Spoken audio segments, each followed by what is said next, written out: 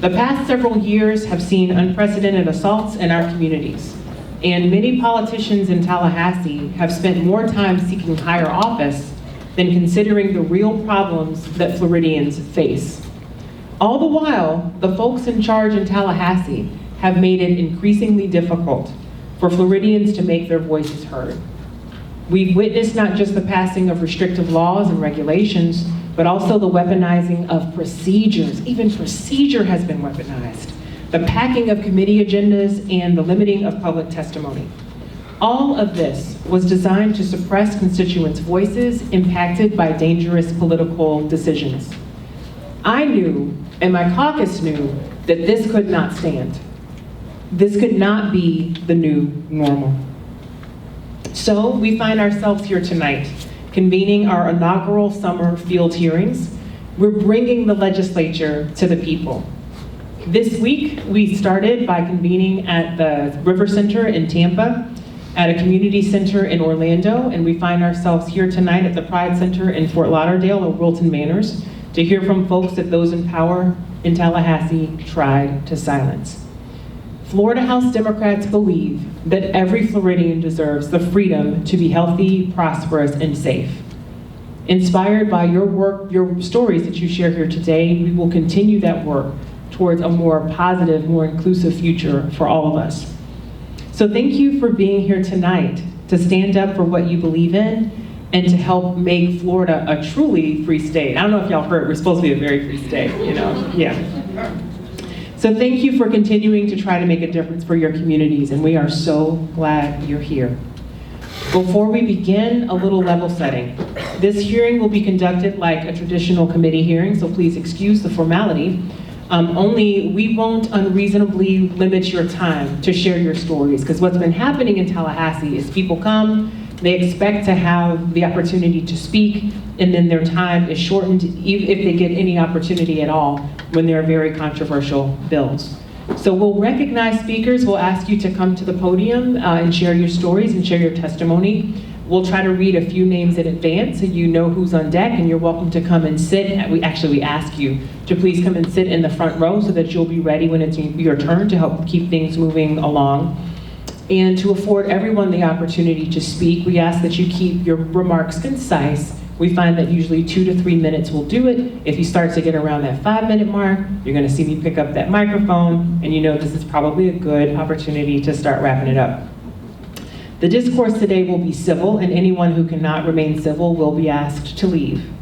Members may have brief follow-up questions for you, so please understand though, any lack of follow-up that you see from us tonight is not because we're not interested in your stories. We just really want this opportunity to center on you and what you have to share with us. So on that front, we've also developed innovations to ensure that every story is heard. On your way in, you passed our story collection booths. And if you aren't comfortable speaking in public tonight and sharing your story, you have the opportunity to record your story either via audio or video and uploading it to our story collection site. And there are QR codes posted along the walls here in the room. There's one on the column there. I know there's one on this column too, where you can just scan that QR code with your phone and you can upload any story that you want to share with us. Uploading stories also is a good way to share additional information that you might have about something that's already been covered tonight. If someone stands up and says something that's kind of like what you wanted to say and you don't want to be repetitive, feel free to use that option. Or if you want to tell us tonight, that's okay too. As a reminder, to promote inclusivity, we also have translators available here today, and there is childcare on site should anyone need it. You feel free to reach out to our staff members who are WAVE staff members. There's David, there's Eric. Hey Eric, WAVE. If you need any help, they're here to help you. Now, giving honor where it's due, are there any local elected officials here? Past or former elected officials? Got him. Please stand, Senator Dwight Bullard. Former senator, so good to see you. And as was mentioned, I'm the leader of the caucus. I also serve on the Appropriations Committee, where I am the ranking member, and my home district is in North Tampa, where I serve the University of South Florida community, and then parts of the Nonosasa and Brandon. Now I'd like our caucus to introduce themselves to you. Please start with Representative Robinson to my right. I represent House District 104, which is South Broward and North Dade. I cover cities such as Pembroke Pines, Miramar, and Miami Gardens. In the House, I am the Democratic ranking member for Children, Family, and Seniors Subcommittee and State Administration and Technology Appropriations. Good evening, I'm Daryl Campbell, State Representative, District 99. I represent the areas of Fort Lauderdale, Lauderdale Lakes, all of Wilton Manors, and Plantation. And so it's a pleasure being here with you. I sit on the committees of Justice Approach, Civil Justice, Healthcare Approach, Energy, Cybersecurity, and Communications, and Ways and Means. Good evening, everybody. Thank you so much for being here. My name is Christine Hunschofsky. I am the state representative for District 95, which includes Parkland, Coconut Creek, Margate, and portions of Coral Springs. I would be remiss if I didn't quickly thank my staff, Linda and William, who are here, for all their help in doing some of the things here locally. And I also wanted to give a shout out to our amazing Supervisor of Elections team that's here from Supervisor of Elections Joe Scott's office. So if anybody would like to register to vote, get their vote by mail ballot, that opportunity is here. I'm the ranking member for Infrastructure Strategies, and on the Insurance and Banking Committee, I also serve on Appropriations, the Joint Legislative Audit Committee, and others, so thank you so much. I am Dotie Joseph, and I proudly serve Florida House District 108, which is entirely in Miami-Dade County. So that includes North Miami, Miami Shores, El Portal, parts of the city of Miami, Biscayne Park, I think I mentioned Miami Shores, and whole swaths of unincorporated North Dade. So you can call me Queen of the North. That being said, my current committees, I also serve as Democratic Minority Leader Pro Tem. And I'm ranking member on the following two committees: Constitutional Rights, Rule of Law, and Government Operations Subcommittee, as well as the Energy and Utilities Subcommittee. On top of those, I serve on the Commerce Committee, Judiciary, and Children, Families, and Seniors. Good evening, everyone. My name is Representative Hillary Cassell. I have the honor and privilege of representing portions of Broward County, including South Fort Lauderdale, Dania Beach, Hollywood, Davie, and Hallandale. And despite being an attorney and an insurance expert, I serve in the infrastructure silo. So I deal with water management and agriculture and hurricane resiliency and cybersecurity. Good evening, my name is Mike Gottlieb. I represent District 102, which is parts of Davie, Plantation, Sunrise, Cooper City, Southwest Ranches, and Pembroke Pines. I am in the Judiciary. I got to look at this because I don't remember them all. I'm in the Judiciary Committee. I am the Democratic ranking member. I'm in the Criminal Justice Subcommittee. I'm in the Rules Committee, where I'm Democratic ranking member. I'm on the Appropriations Committee, the Justice Appropriations Subcommittee, the Infrastructure Strategies Committee, and the Local Administration, Federal Affairs, and Special Districts Subcommittee. Yeah, I have 7. I'm also the floor leader. My bestie. Good evening. My name is Robin Bartleman, and I represent District 103, so it's a little gerrymandered, so give me a second to explain. Miramar, west of 75. Pembroke Pines, west of 136. Davie, west of I-75, but right the little Ivanhoe area. If you're from Broward County, you know where I'm speaking of. The whole city of Southwest Ranches, the whole city of Weston, and yes, and this, oh, that's right, he's half of Southwest Ranches. Part of Southwest Ranches, west of Dykes. Thank you. All of Weston, and one random precinct in Sunrise, but it has Big Omania in it, so I'm very happy about that. But I've been living in that area for 29 years, so it's great. I serve as the ranking member on healthcare regulations. I serve on healthcare appropriations. I serve on state affairs, local administration and federal affairs, and I also serve on agriculture, conservation, and resiliency. And my background is public education, and of course they took me off of all of those committees for a reason. I'd also like to take this opportunity to thank Representative Christine Hunschofsky and her staff. As was mentioned, they took the lead on logistics for our location here tonight, and we greatly appreciate you. And I'd also like to recognize Representative Hunschofsky as vice chair for this committee hearing. Thank you, members. So at this time, we'll invite our speakers to offer testimony. First up, we have Pastor Rhonda Thomas with Faith in Florida. My name is Rhonda Thomas, and I serve as the Executive Director of Faith in Florida. Faith in Florida, we organize multiracial, multi-faith leaders around racial, social, and economic justice. One of the things that several things we focus on is reducing gun violence and mass incarceration, immigration, protecting democracy. Public education is huge for us, as well as healthcare and so many other things that impact us locally. We're in 40 counties around the state, over 100 cities and towns. We have over 900 congregations, and as I share my testimony, there's an additional 453 that have been added to Faith in Florida across the country due to a bill that was passed that impacts the teaching of African American history. Once we were given those bags of lemons, we, as Faith in Florida, took those lemons and turned it into lemonade. We now have over 500 congregations, black and white, teaching African American history.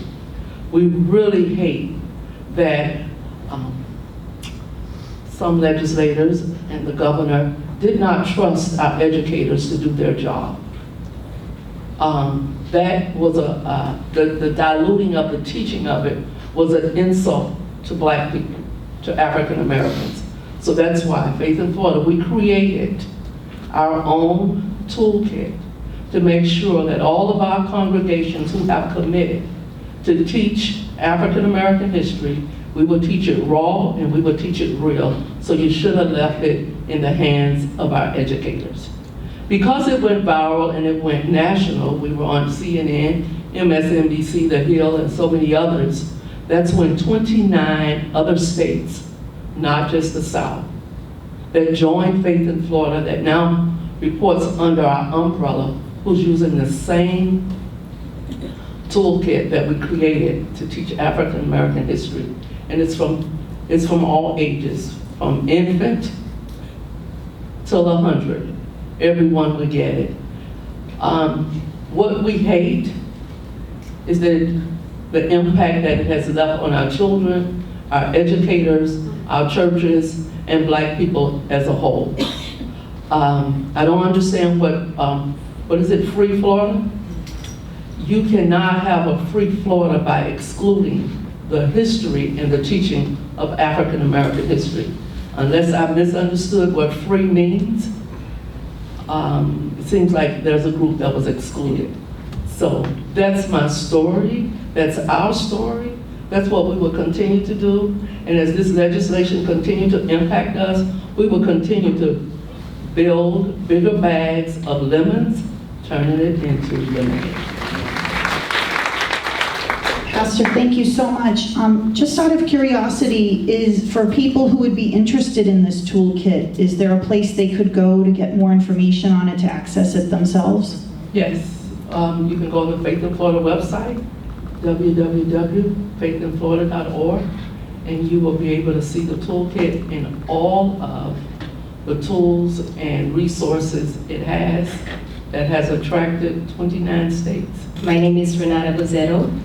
I am Brazilian by birth, Floridian by choice, a naturalized American for commitment to a country that I call home, but also because I was part of a very lucky few that can find a pathway to citizenship in a system that is very, very broken. And I am a sociologist and a doctor because of DEI policies. There is no way I would be very, very naive if I come ever to speak and not recognize that as a student who had a very, very broken English, whose parents did not pursue an academic career before me, that I would make into the Florida University system without DEI policy. I would not have afforded my schooling without the support of many generous donors who created funding and scholarships for students who are denied support through government assistance. So I am a fruit of DEI policy for sure.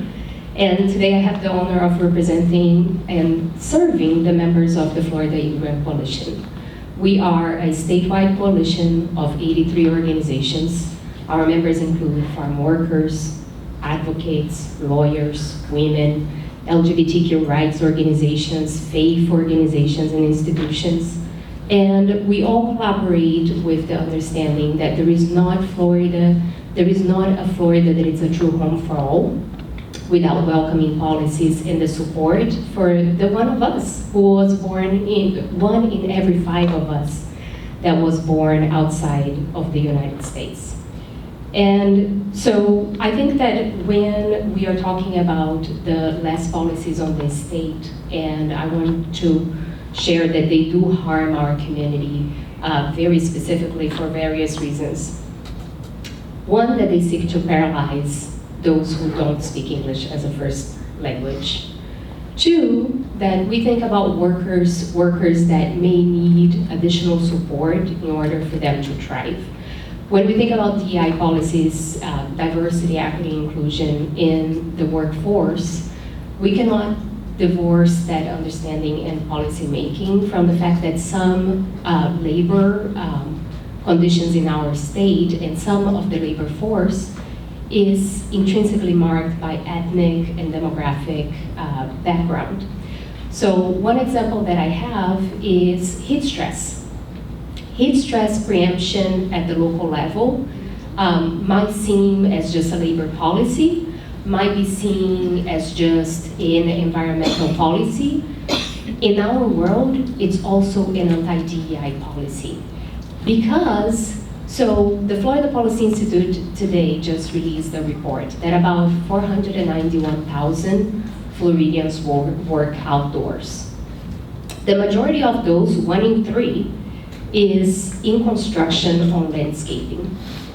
If I tell you that 70% of the roofers working in our state are immigrant, there is no way that you tell me that people who cannot afford shade, water, and rest, that this policy is not targeting any specific group of people, when workplace safety is afforded to other categories of work. So for me, when we are thinking about our communities and the impact of DEI, I do think that we need to consider not only the explicit anti-DEI policies that are causing harm, such as the ones preventing DEI in the universities, but the ones that implicitly are creating barriers for individuals to work, live, love, thrive in our community safely. So I do appreciate the opportunity to talk to you today, and I do know that we have lots and lots of opportunities, and I thank Representative Joseph for introducing the Welcoming Florida Act last session, because we do have the opportunities to pass policy that will make interjections, to give people the opportunity to not be victim of a notarial fraud, because they don't understand that a notario is different from an attorney. It's not a licensed professional, and it's a pawn. Like, those are simple ways to make people, to open space for people to live life with dignity and to be at level. DEI is not the end goal, it's really a bridge. It's a bridge over water for those who cannot swim yet. That is really what it is. So I appreciate your time. Thank you. Senator Bullard, you have the floor. Thank you and good evening. Definitely want to say I'm lighting candles for all y'all. Haven't been in your shoes before. So I have the honor and privilege of serving as the Senior Political Advisor for Florida Rising.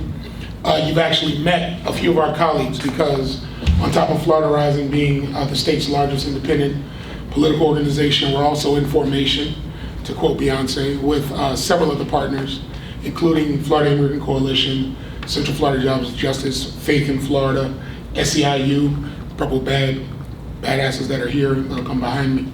And then of course, we're a fiscal sponsor of Florida Student Power Network. So as they say, when you fight the bean, you fight the whole burrito. So I just want to remind folks that we do come together, and I'm dating myself like Voltron, to actually form up and try and battle all the evil that you are all in battling. But I name that because we oftentimes need you all to call us into action. let us know when you need us. We know, I know all too well what happens in that building. And as much as we like to converse around the idea of strategy inside, you also have to pull in the outside. And we want to stand affirm as partners in being part of that outside strategy, but we don't know what we don't know if you don't tell us. So I just want to offer that to you all. I do have contact for you all as well. Before I sit down though, I definitely want to offer up that Florida Rising will continue to advocate and be in Tallahassee. Many of you have seen us in your office during our lobby days. We're actually going to be breaking ourselves up to be up there more often, so you'll see us more frequently in smaller groups.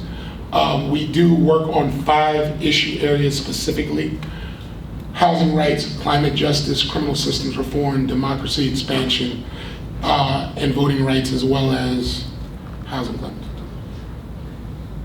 Reproductive rights, of course. And of course, we understand there have been attacks on all of those things. We offer policy solutions in all 5 of those areas, always looking for sponsors for those bills, always looking for partners to kind of push the initiative. The last thing I'll say before I kind of take my seat is that, having been in this space before, I understand that you all are fighting. The fight is hard, the fight is difficult. But we also need you to be doubly, triply as vocal and as fervent and as militant as you need to be to combat all that is happening in that space. We need you working in unison, because part of the frustration that we hear in community is that I see no alternative because I hear nothing coming from what is supposed to be the alternative. And that is not a criticism on your comm strategy or your internet strategies or all the things that you're saying, but I'm saying that collectively, the House Democratic Caucus needs to work as a united front to get the collective message out that there cannot be a circular firing squad, there cannot be dissension amongst the ranks.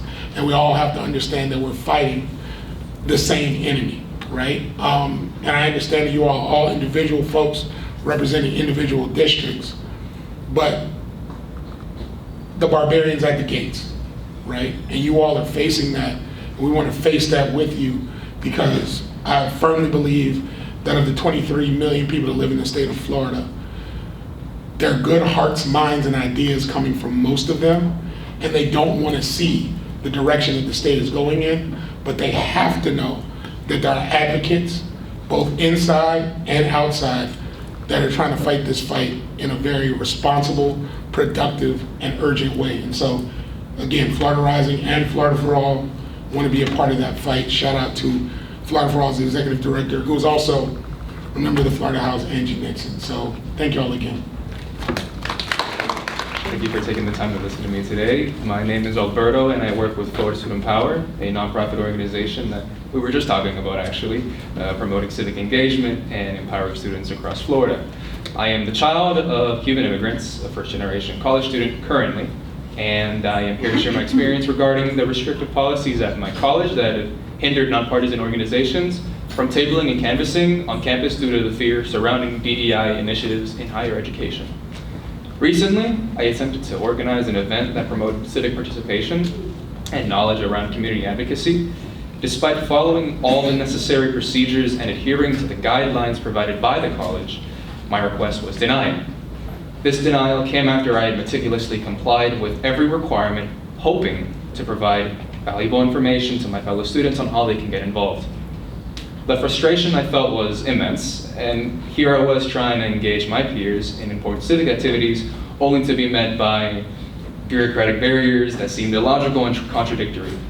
My school claims that these restrictions are in place to maintain neutrality and avoid political controversy. However, this stance is perplexing, especially when considering that my college has taken an explicit side within the Israel and Palestine conflict. This selective stance on political issues suggests a disparity between the college's stated intentions and actions. A diverse and inclusive body is more likely to consider a wider range of options and perspectives, leading to better decision-making. This can result in more effective and sustainable outcomes for organizations and My school has not shown consideration of this. The ban on DEI has caused schools like my own to operate with fear and label any student advocacy effort as wrong. And as a result of these restrictive policies, my ability to advocate for nonpartisan issues like climate, education, and immigration justice on campus has been severely limited. This not only affects my efforts, but also undermines the broader mission of Florida Student Power and Florida Rising and Florida Immigrant Coalition, our effort to foster an informed and engaged student body. My school once prided itself on promoting diversity and inclusion without hindering efforts to encourage civic participation, but now with these restrictive policies being passed in Florida Legislature, it has become a space where advocacy, community, and important discussions are stopped. Thank you. Good evening, my name is Lady Amador. I am a Miami-Dade County resident. I actually live in Hialeah, Florida. I've been living there for 16 years since I came from Atlanta, Cuba. I am the firstborn daughter of immigrant parents, so it's a tough job. I'm also an organizer with Florida Student Power. I've been in Florida Student Power since 2021. Really big journey with organization and mobilizing youth across the state. I recognize some faces as we visit your office every single year and really annoy you guys to get youth power at the Capitol. So it's awesome to see you guys in this space. We really want to talk about today, though, a very important issue that is affecting our students, which is DEI. I know you guys know a little bit about it and have been in the fights, but I want you guys to know from the end, as a college student, because I'm also a college student, seeing behind the doors of what it is being in a classroom when these laws have been affected. So our professors are scared. I've been in rooms where even my philosophy professor is like, let me be quiet because I don't know what this conversation is going to lead to. Being in a space where she has to censor herself, and I will review college, Miami-Dade College. So it is a space where we thought that it was diverse. We thought that we were welcome and open to these intellectual conversations because I am a paying student. I don't have financial aid. I pay for my classes. I'm very political, so I like to have political conversations. So these are welcome in my classroom, and I wish they were there. But we don't have them because of legislation that is currently passed and continues to get passed to stop students from having these conversations that we're paying to have. Also, as an organizer, I've been organizing for years with college campuses. Now we're being targeted and being told that we can't be in these spaces. We're a 501c3. We're in these spaces to educate students and let them know that there's an election happening. Let them know what their rights are as students, what policies are impacting them, but we can't. We're stopped and we're targeted, like my colleague Gottlieb was mentioning. Just a simple civic engagement or a town hall that's nonpartisan, we're reaching out to Republicans, we're reaching out to Democrats, we're having nonpartisan questions, we're censored. We can't. And this blockage at college level that is stopping because they're just scared, if I'm being honest. Colleagues that used to want to partner with us, they're scared to work with us because they're like, if we start these conversations, are we gonna get fired? Are our programs gonna be defunded? So they live in constant fear. I think in this work, we all stick together. We have FLIC, we have Florida Rising, but we need you guys. I think we have so much power and we do so much advocacy and work. We're at Tallahassee every single year and we're not gonna stop. And we've been fighting these bills since 2021, but we need you guys to pass important bills and be the forefront and letting us know because we have youth that are talented and are willing to pull up. Thank you so much. As an educator, I just want to say that I am so proud of you and thank you for doing what you do. And that's what it's going to take. Florida didn't get here overnight, but we're here now. And we're here because young people, such as yourself, I guess when I was young, I wasn't that engaged. And so we have kind of been disengaged and have allowed those that have these views to take control. So what you're doing means a lot. Continue to do it. And as you said, you come into Tallahassee, bring more people, and as much as we can do to support you, we definitely will. But it's gonna take young people like yourself to change this around. And it's not, like I said, it's not gonna happen overnight because we didn't get here overnight. But the more you all push, the more you all work, then you'll begin to have what you want. So we're here. Everybody up here I can vouch for is fighting right along with you.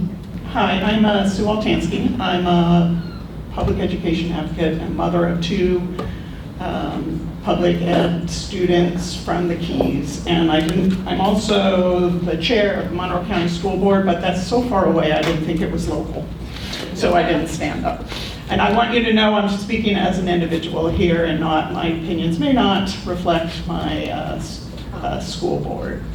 I'm here to talk about public education, and first I need to thank you. You're the only one standing in the breach for us, and I wish Rep. Williams was here because she's been such an incredible voice. She's one of the few that are allowed to stay on the education committees, and she's been really a tremendous voice for public schools. Every time a candidate campaigns on failing schools or by misinterpreting national test scores, talking about kitty litter in the bathroom or pornography in the library, it chips away at the community's support for our schools. And those are all false narratives, which I'm sure you know, they've been created to drive parents from public education. And yet, despite those attacks and the constant push for privatization, most Florida families continue to choose public schools. And the students who leave public school with a voucher, 2/3 of them return to the public schools, often behind within a couple of years. Public schools are the only option where children have assured their civil rights. And with open enrollment, community schools, magnet schools, there's plenty of choice within the public education system. And so that's where our legislature should be focused. I'm sure you all know that school choice is another word for privatization, but what I want you to understand is that this is not just privatizing some schools for profit. The powers that be want to privatize the responsibility for education. They want it to no longer be the community's responsibility to all chip in money so that kids can get an education. They want to put that responsibility solely on the parents. And when they do that, the community is going to start saying, why are my tax dollars going to fund this person's personal choice? And that will be the end of public education as we know it. Wealthy families will still have good options. Other families, they are going to just have to search for whatever they can find. And the damage being done is clearly being done already. We heard about what's happening to to students at the college level. Last fall, I met a woman who had been involved at Johns Hopkins on the admissions committee, and she told me that they were having conversations there as to whether they should consider Florida students for undergrad admissions. And that was, clearly that was after we rewrote African American history and we fought with College Board over AP psychology, but that was before we put PragerU into our universities and eliminated education on climate change or limited education on climate change. So our kids are being hurt now, and they can't be pariahs when they go out to apply for college outside of our universities. A couple of other things. One is funding. Obviously, that is the paramount duty of the state, is to fund and adequately fund a high-quality high-quality education system. Florida has been derelict in that. It's one of only a handful of states that never made the schools whole after the Great Recession.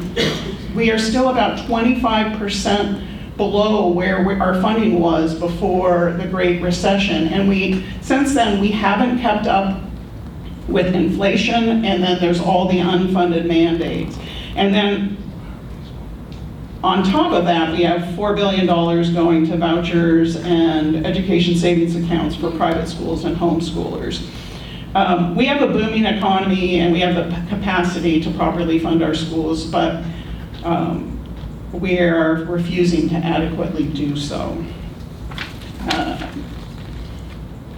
Finally, I want to talk a little bit about school well, I want to encourage you to go ahead to continue with the deregulation. We need some guardrails on the tax-funded private options, but we really need to free up the public schools from the bureaucracy that spends all the time, makes us spend all our time doing ridiculous reports. The last thing is school closures. I think there's going to be a lot of talk about that. You need to be suspicious of the narrative that public schools are being closed because everyone wants the private option. In a school district, it's fiscally responsible to look at where the populations are and to build schools where more families are and to close down these other ones. And it happens all the time. In the Keys, we had repurposed schools that are a city hall, there's some health departments, some libraries. These are schools that have closed and we built new schools elsewhere. The importance is that when a public school closes, every student in that school has a place reserved for them somewhere else. If a private school or a charter school closes, those families are on their own. And that is what we're seeing now. I mean, I just heard another charter school has decided to close right now, weeks before school starts. That puts those families, it's a tremendous burden on those families and it causes chaos. So there's a distinct difference between a fiscally responsible school board closing schools and finding spots for other children, and a free market closing schools and denying those kids spots. But thank you again for all that you do. Yes? Is there any activity that you're aware of, either in Broward or elsewhere, to have a counter to that other more nationally funded group that our governor helps fund as well? Florida Freedom to Read is really doing a good job pushing back against sort of the book ban. And Equality Florida obviously is doing the job for the LGBTQ. I don't think that there's a unified movement necessarily. Good evening, my name is Jennifer Solomon. I use she, her pronouns, and I am the proud Parent and Family Support Manager for Equality Florida's Parenting with Pride. I am here to voice the concerns and hopes of countless Florida parents like me.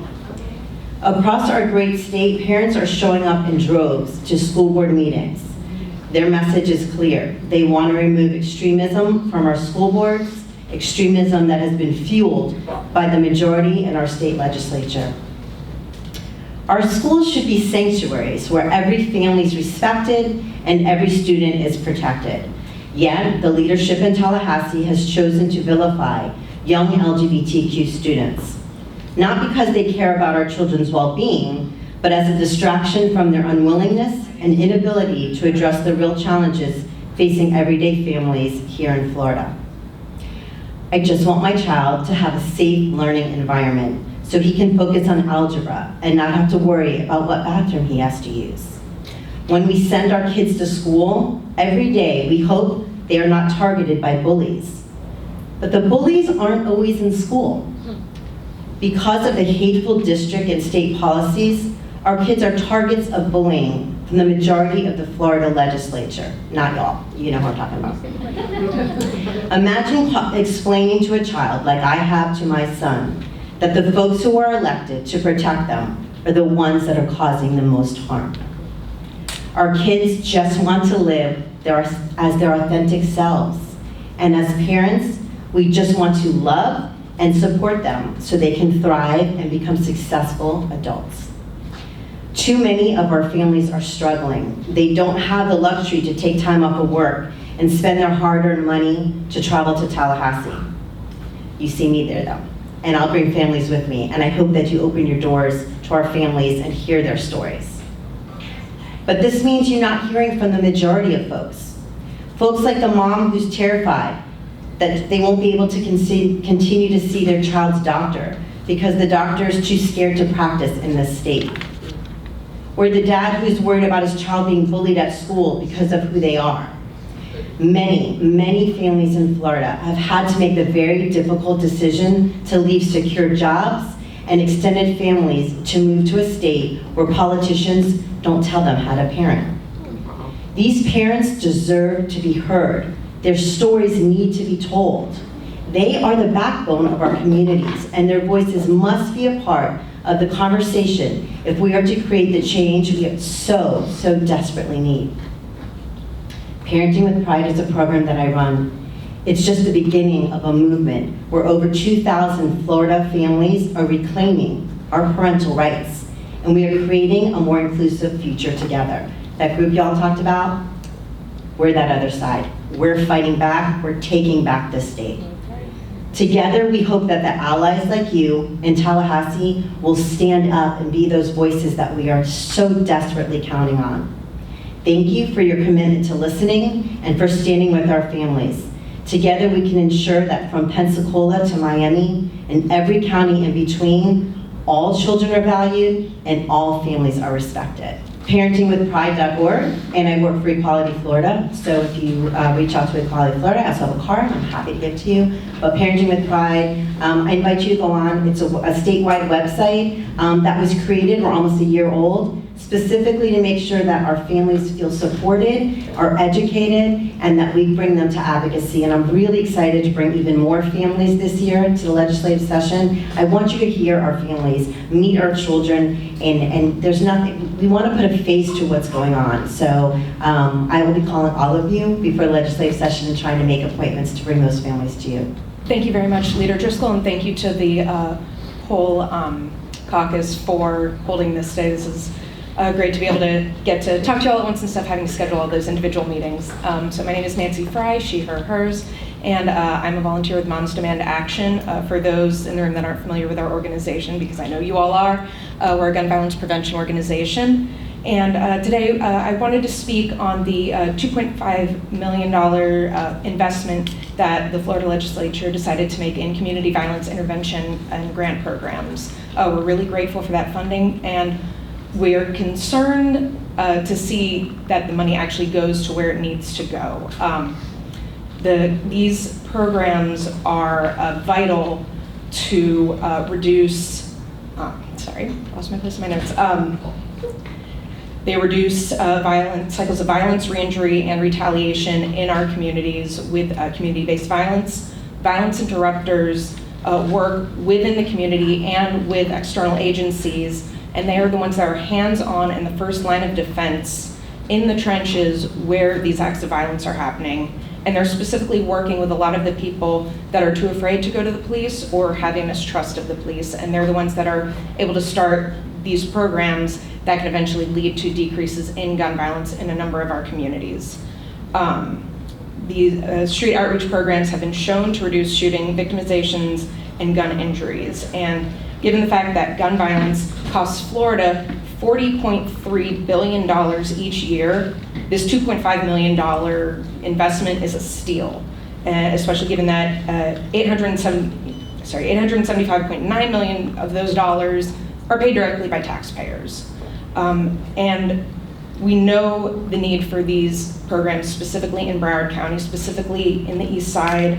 A number of our volunteers that were not able to come here today went to a press conference this morning for a 3-year-old that was gunned down at a birthday party because of a drive-by shooting. And that's just one of a number of stories that are happening throughout all of our communities in Broward. And there's a lot of different ways that we can reduce gun violence. There's not one solution, but this is a way to be directly in the communities and making sure that we are getting to the people that need the help, and we're getting to the people that need just some support to enact the change. They went through a lot of the different causes that they were seeing at this press conference today. There was faith leaders from the community, there was elected officials from the community, there were just regular community members, there were other victims there was a family who had a 2-year-old in a coma from a similar shooting the weekend prior. And just looking at these different causes, there's a number of things that the legislature can do. Even outside of the legislation itself, we can see with $2.5 million in CVIP programming. The chief of the Fort Lauderdale Police talked about how just last year alone, 165 guns were stolen in Fort Lauderdale. And we know that the majority of those are being used to then commit crimes. Those are the guns that tend to be used in homicides. And just simple things to enact safe storage, if not laws, funding that could go towards safe storage education. funding to go towards training for safe gun storage and safe gun use, especially given the fact that there is no more training as we got rid of concealed carry permits and we now have permitless carry. So I really would just ask the legislature to be creative, and I ask you as legislators that I know don't have the voice you would like to have, to think creatively about solutions that can be enacted outside of just laws, looking in other ways in the budget, like, again, this violence intervention funding is vital. And just finding more ways like that that we can find solutions to the gun violence that we need to stop in our state.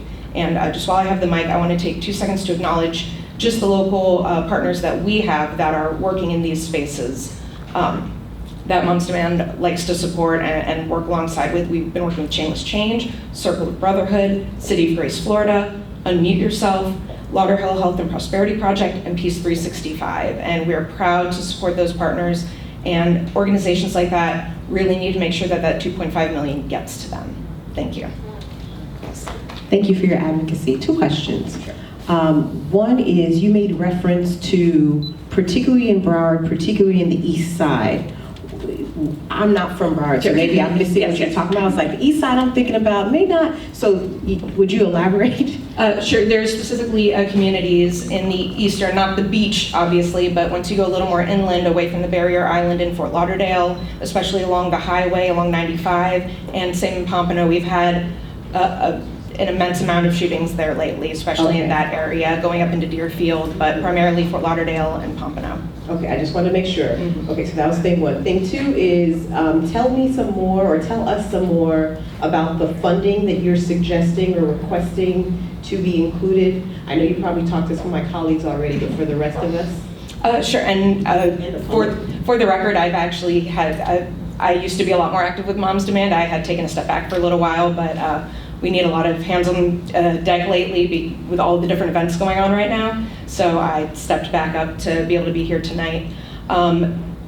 We aren't the ones that run the programs, so we are not the ones to say what needs to happen with those funds, but we need to connect with, that's why I listed the organizations that we partner with. They're the ones that know best what's for their communities, just as you all advocate for local rule.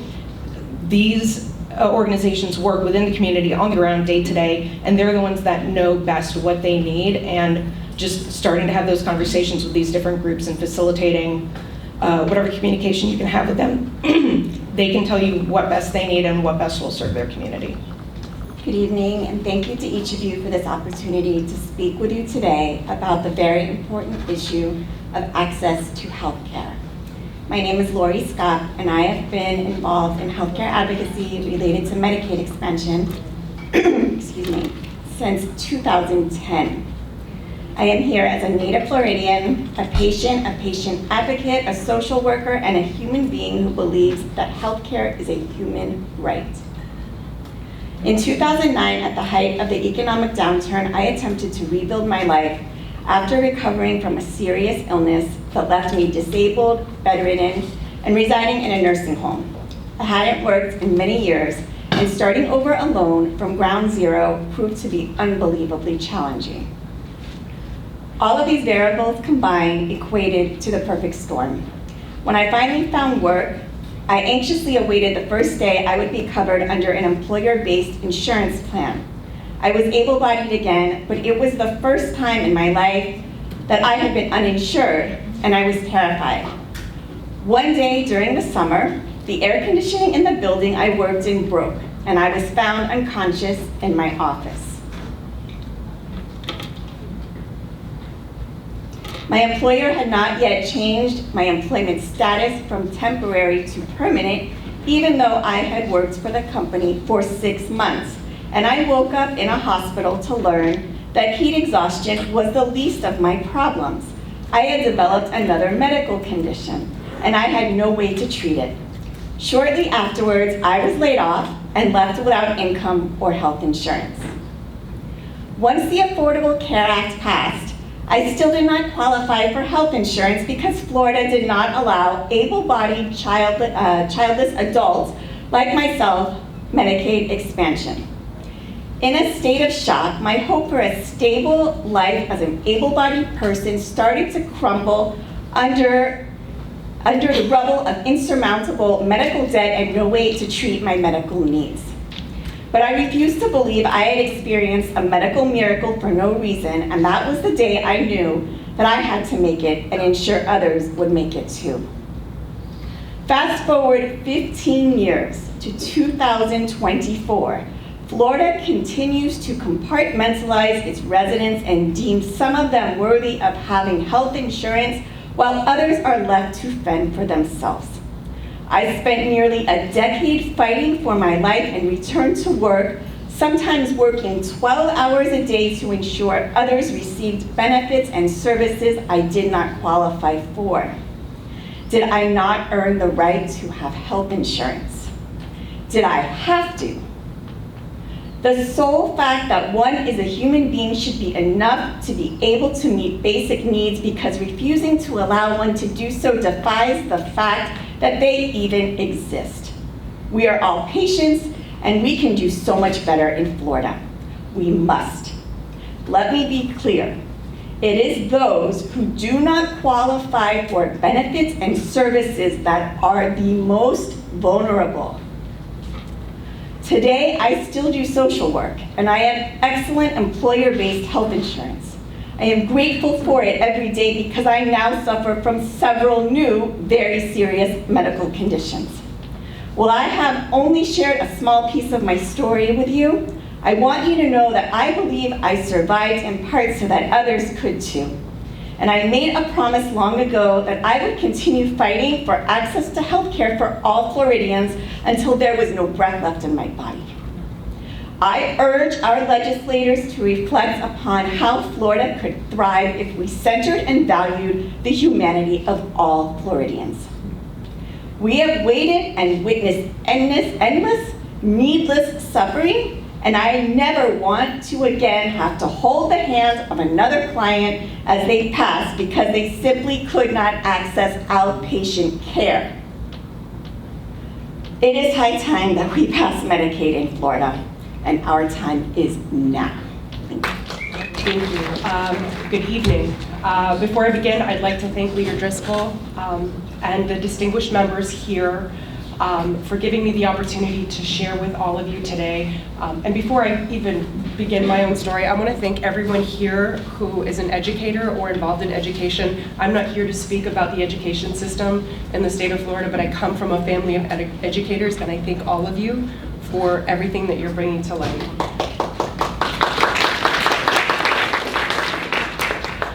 My name is Dorothea Lance, and I'm actually here today on behalf of my 6-year-old son, Hunter, who turns 7 tomorrow.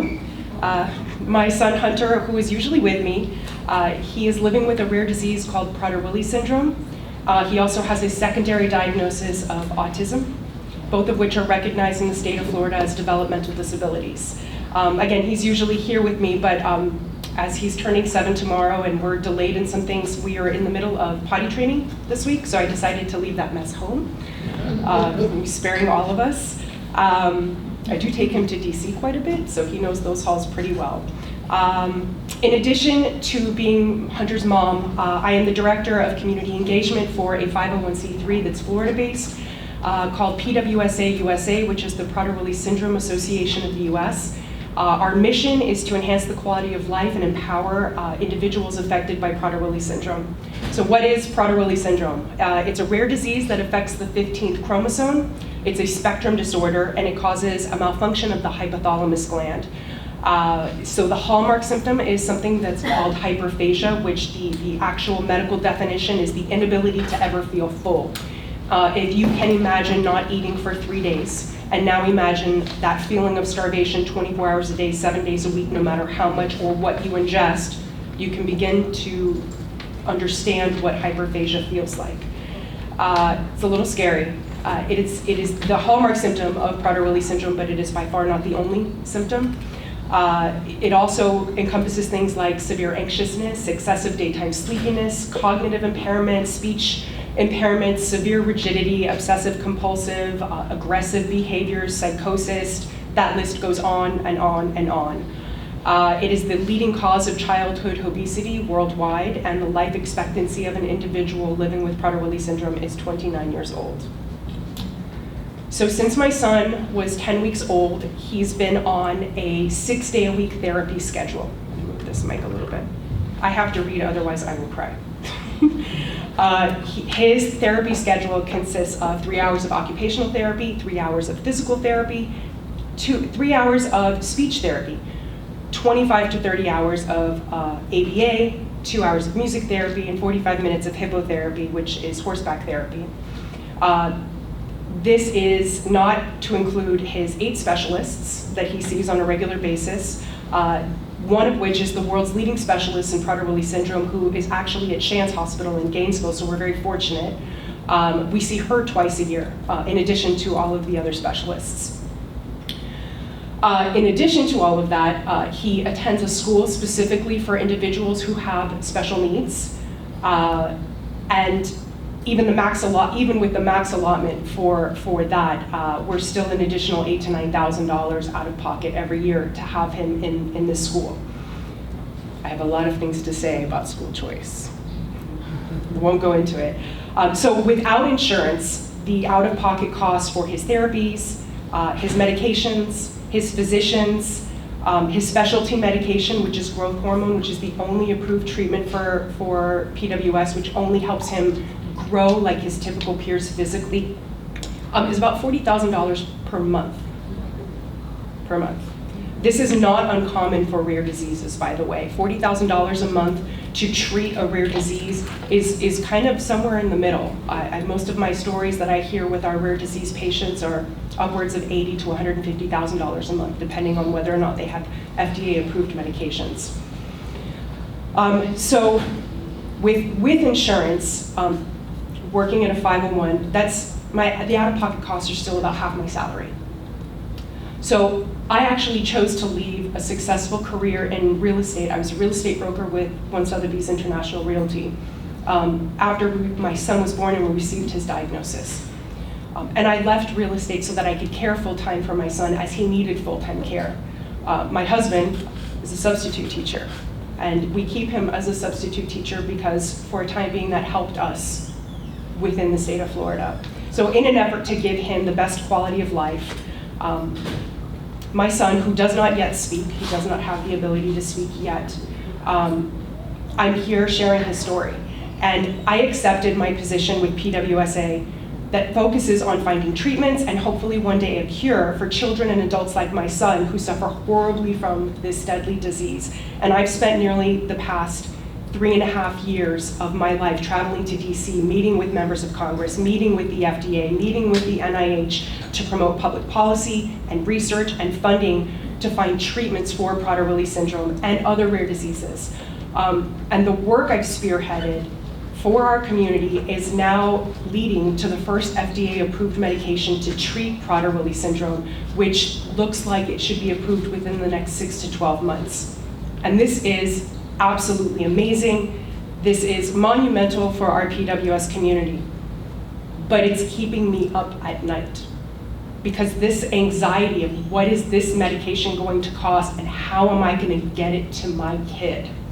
This medication could easily add somewhere between $10,000 to $20,000 for this one medication every single month to our monthly cost. There's just no way we will be able to afford to give him this medication. And he is at a point in his life where hyperphagia is starting to rear its ugly head and it is consuming our family and every single part of his life. I won't be able to afford to give it to him, but I can't afford not to. So right now, we're considering what's going to happen. Can I continue to do the work that I'm doing for our PWS families and for PWSA, for our families in the state of Florida and throughout the country, or am I going to have to give that up so that we can afford his health care?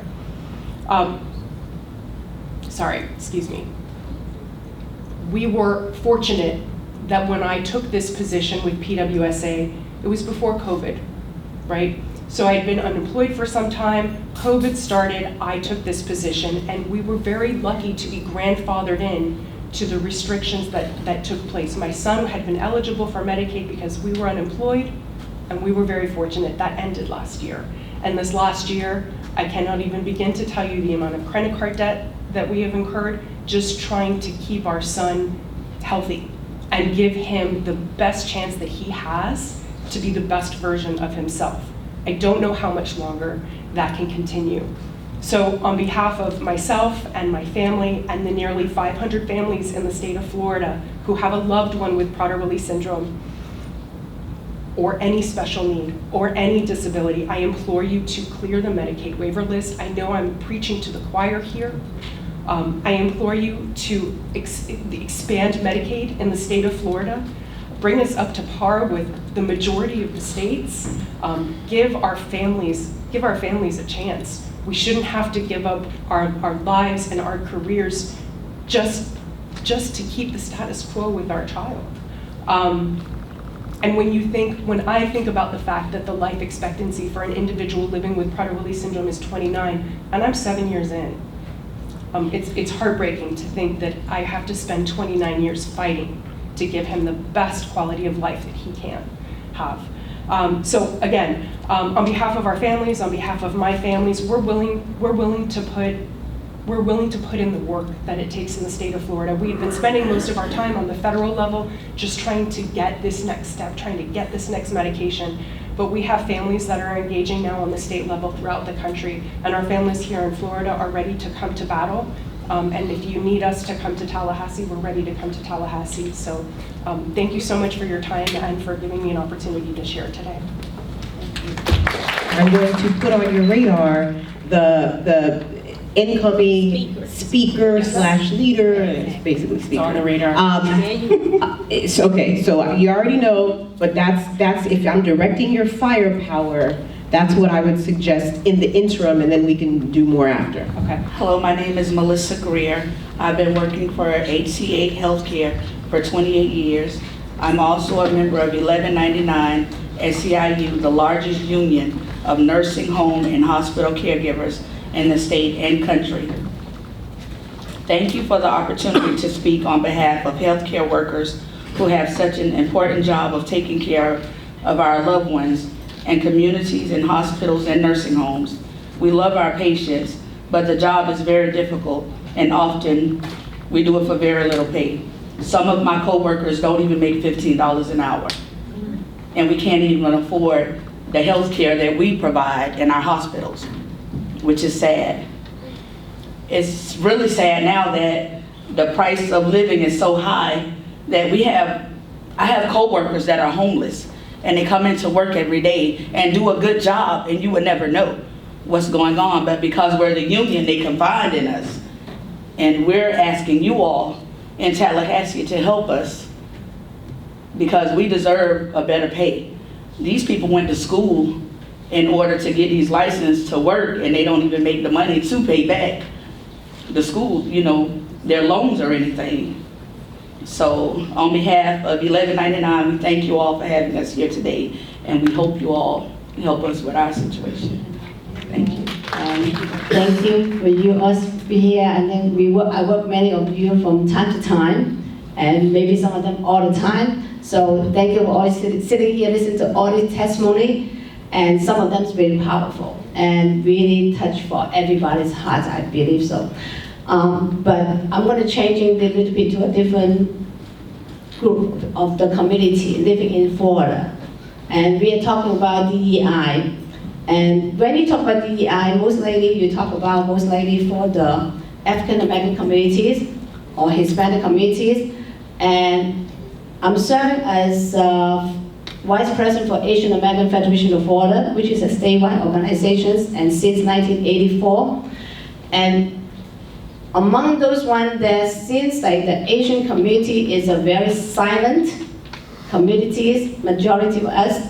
But thank God, last year had the SB 264, and that have been igniting some of the Asian Chinese community go all the way up to Tallahassee to be in the House and to testify about a bill is discriminating and a community And that community have been discriminating since 1913 from California, and in Florida is 1926. Since I think this time, all these legislatures, some other group, and may not be you guys, and have been using the old policy to bring back to today, to really to changing the time and then to really attacking one of the community, really living this community since early 1900s.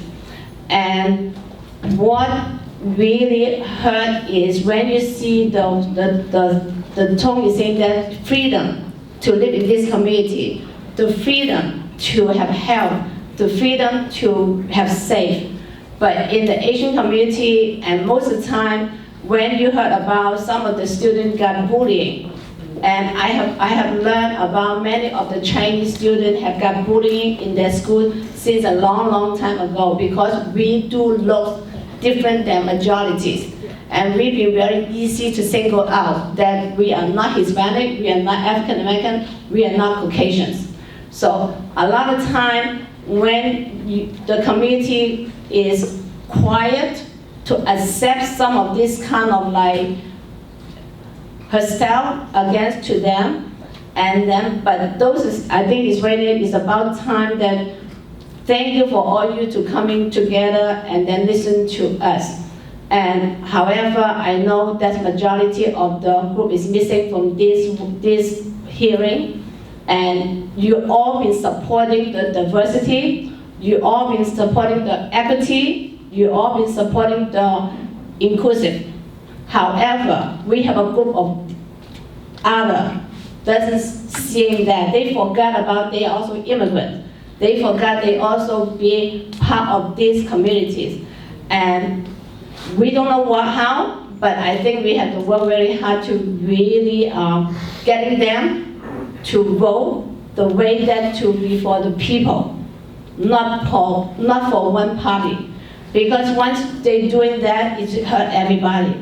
And education, somehow we got it winning last time, that we won for the, make us visible for the education for the Asian history K-12.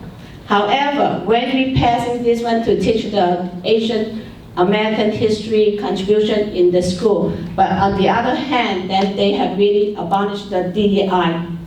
So I think that is really controversial time for those legislation going on.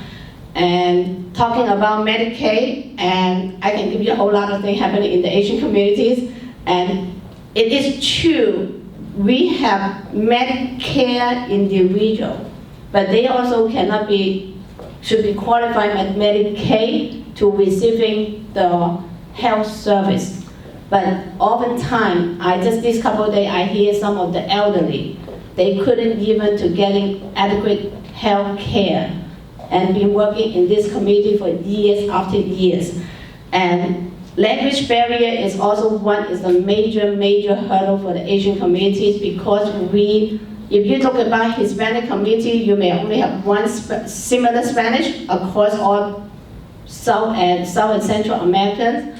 But when you talk about Asian American, Neo-Hawaiian, Pacific Islanders, we lump everything together, and all those ones have so many different languages. So for the service that we going to receive may not be adequate to serving all of the community, but it's still going to be portionally that we can get some of this service. So coming back to talking about the DEI and all this freedom, and I really thank you for all you coming and to listen to us. And I have a lot to say, but I don't want to wrap up your whole time to really share the whole Asian community. We have about more than 500,000 Asians in Florida.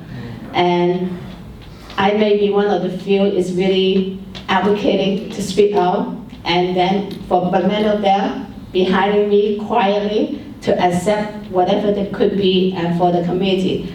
But I think after last year for the legislation 264, and it made us really like more advocate to some of the issue. and impacting to the Asian community for the housing and for other issues. So again, thank you so much for giving me the time to share a little bit about what is going on in the community with all you.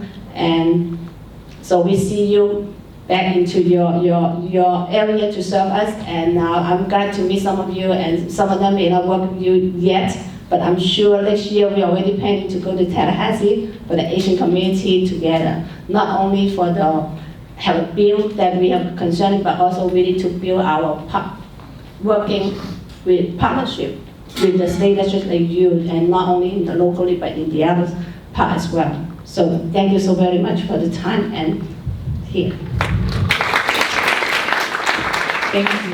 And I have a question, which is, are you connected with some of the leaders in Orlando and Tampa who've also been working on these efforts? Yes? Almost everybody that you know, we working together. Excellent. Thank you. You can ask Representative Joseph, and then Representative Fetterman, and Representative Robinson.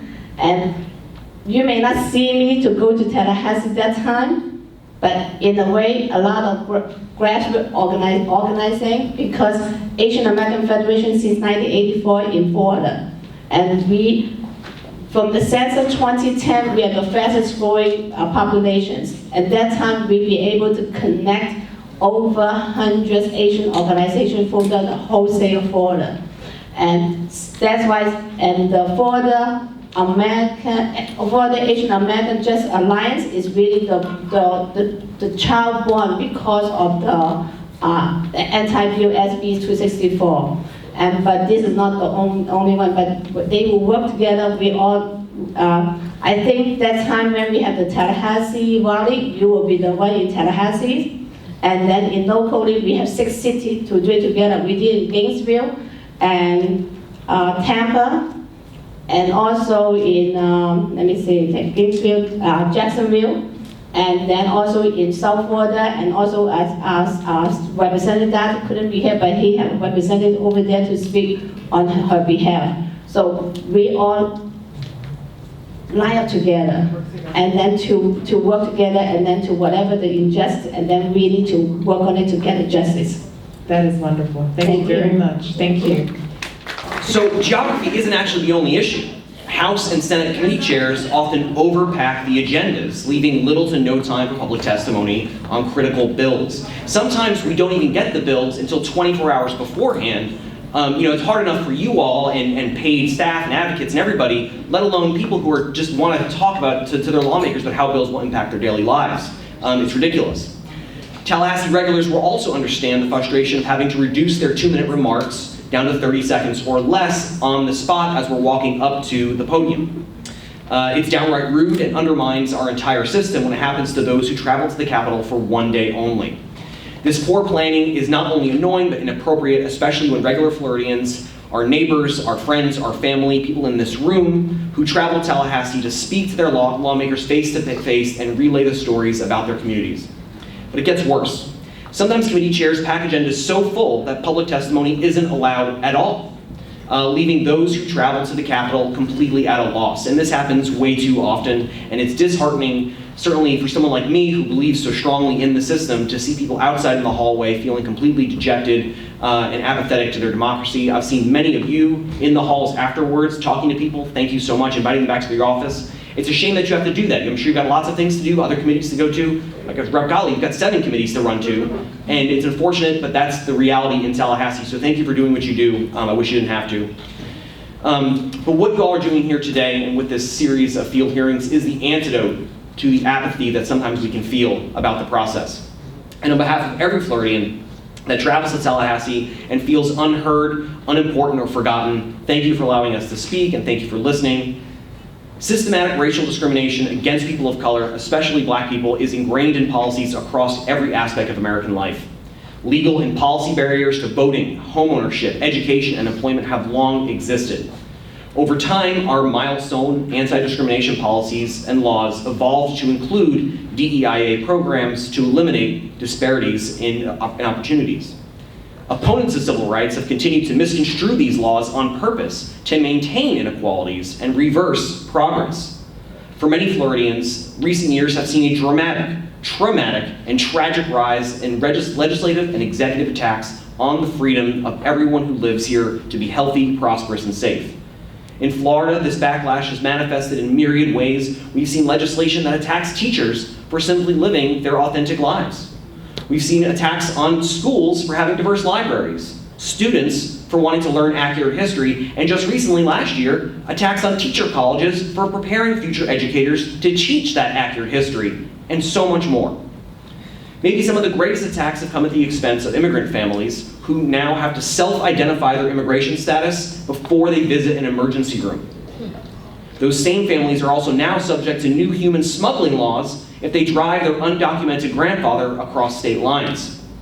That bill, SB 1718, HB 1617 from 2023, only received a single committee hearing in the House. It originally had 3. 2 of them were pulled at the last minute. That is just a really bad example of how to make laws in Tallahassee. Cutting committees means excluding people from the process and making negotiations less transparent. Discrimination against Black and brown people, women, LGBTQ+ individuals, people with disabilities, and other underrepresented groups persists in education, the workplace, healthcare, and housing. At the university and workforce levels, DEIA programs remain vital tools to ensure equal opportunities, reduce harassment, and prevent discrimination. Research shows that the benefits of diverse interactions in education and employment settings. DEIA staff and programs help institutions comply with our civil rights laws, improve decision-making, and enhance the experience and success of individuals from historically underrepresented communities. Our country benefits when we celebrate and protect diversity through our laws and policies. To address systemic discrimination, I do encourage you to keep up doing what you're doing and to continue leading on these issues. While the majority party may not offer much wiggle room, persistence, organizing, smart policy, and compassion can lead to significant progress. If I didn't believe you and every one of us in this room that we could affect change, none of us would be here right now. We believe in the process and we believe in you all. And in Florida and in the Deep South, the challenges sometimes seem completely insurmountable. But today's hearing is a giant leap forward. I promise you the people of Florida are here to help. Even if we can't travel to Tallahassee, we are here, we're counting on you, and you can count on us. Thank you so much for all you do. And one last thing I'll add just real quick is there's a lot of healthcare discussion tonight. There is a ballot initiative out there if someone's interested. It's to put Medicaid expansion on the ballot in 2026. FloridaDecidesHealthcare.org. You can look it up and sign a petition. FloridaDecidesHealthcare.org. So we heard a lot of things here tonight. I wanted to take a moment to thank you for your attendance. By show of hands, who has not been to Tallahassee yet? Is there anybody who has not been to Tallahassee yet? Okay, so not too many of you. A few of you, okay. So this is generally how the committees are supposed to be run. The difference is when our colleagues run them, sometimes, as you've heard some of the lamenting, they cut people off, right? And you don't get to share your full story. What I want to encourage you to do is to see who your champions are. Would all the representatives who represent some area of Broward County please stand, just so they can see you, just the Broward folks. So these are your Broward champions, okay? You heard what areas, thank you, you can sit down. You heard the areas that they represent earlier, but these are your go-to folks when you have an issue if you're in Broward County. If you're not in Broward County, you can just search Find My Florida State Representative, and you'll find who your actual representative is. We gave some tips on various issues. I'll have you know Winnie, our leader Driskell, she filed the legislation to address a lot of those Asian issues that we talked about. The folks from FLIC, I'll have you know that Representative Gottlieb sponsored the bill to address heat restrictions that we have in Florida. All of our education people always are filing the bills that you talked about that address education, and you already know, so this is our current leader, and this is our leader designate, Christine Hunschofsky. She always files legislation to address gun violence. I'm the Medicaid expansion girl, that's always me. Anybody hurting with property insurance? This is our champion right here. And I'm telling you, we go to bat. But by the time we get to Tallahassee, most of that battle is already lost. Now is the time to organize, because that's what sets the numbers of how many votes we have, of how we can fight when we get there. So now is the time to be organizing, whether you like or don't like whoever's involved, to organize, because it's the numbers that set the table, that play the games. Once we show up, the deck is already stacked. We need your help to stack it in a particular way. And we talked about some of the messaging in the meetings. Now's the time in the off season when people might have a little bit more time to do that. So that's all I wanted to say, is to make sure you understand how to interact with us. So we have some of our champions, and I want to thank our champions who help organize people to come to Tallahassee. Just give yourselves a round of applause. Because we can't do it without you. We get the thing sometimes 8 a.m. for something we're gonna vote in a couple hours. It's absurd, but they do it on purpose.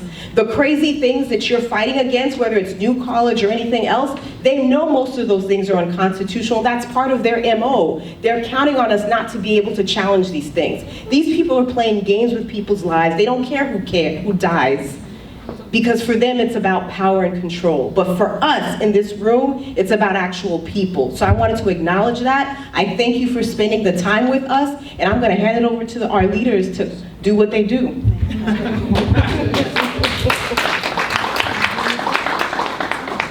We've thanked a lot of people tonight. One person I don't think we've thanked adequately is our leader, Fentrice Driskell, for her foresight to do this, for her leadership, and her determination that everyone in Florida has an opportunity to be heard. And I just want to thank her for all the hard work. She's been traveling around to all of these, and for her leadership in everything our caucus does. She has done so much to bring us together so that we are one voice and working together on behalf of everyone in the state of Florida. Thank you.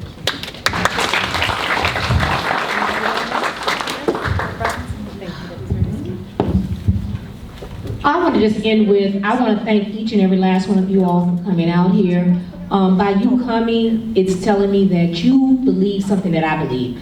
I always say things like, Florida is mine, M-I-N-E. It's mine, it's yours, it's ours.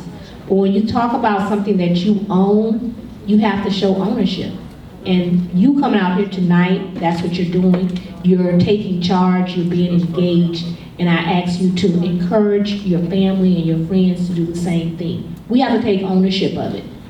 And by being engaged in conversations like this, going out and voting and doing all those things, that's how we take Florida back.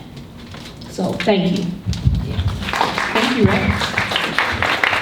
So thank you all. That brings us to the end of public testimony today. And if you chose not to speak today, or you weren't able to, and you'd like to submit a video or audio or written testimony, please scan the QR codes that are around the room and upload that testimony. We want to thank you so much to everyone who came to speak about the impact the dangerous DeSantis agenda has had on your lives and the collateral damage done by ignoring the real problems facing Floridians. We hear you. Our communities are not served by attacks on diversity, equity, and inclusion. Our communities are not served by whitewashing our history. Our communities are not served by silencing people of color. Our communities are not served by eliminating a woman's right to choose. Our communities are not served by criminalizing poverty and mental illness. Our communities are not served by ignoring gun violence, ignoring the climate crisis, ignoring the property insurance crisis, and ignoring affordability issues that everyday Floridians face. Florida House Democrats believe that every Floridian deserves the freedom to be healthy, prosperous, and safe. And that's regardless whether you live in the Panhandle or all the way down in the Florida Keys. How many of you learned something new tonight listening to each other's stories? Yeah, we did too. And we're going to take this information and allow it to inform our legislative agenda as we move forward. But remember, when we started the evening, we shared that the theory of the case is that we have far more in common than not. Now is the time to get vulnerable and share our stories with our family members, our friends, and our communities, and tell them about how these policies impact them and let them know that they are empowered and can now engage and make a different choice. And there's a choice. Elections have consequences. And we need to show up strong in November, show up strong on November 5th. Make sure everybody that you know is registered to vote. Make sure they're registered to get their vote by mail ballot. And let's start to build the Florida. You know, I'm gonna say continue to build, because we're already working on it. Let's continue to build the Florida that we all want to see. Thank you all for being here today. The hearing now stands adjourned.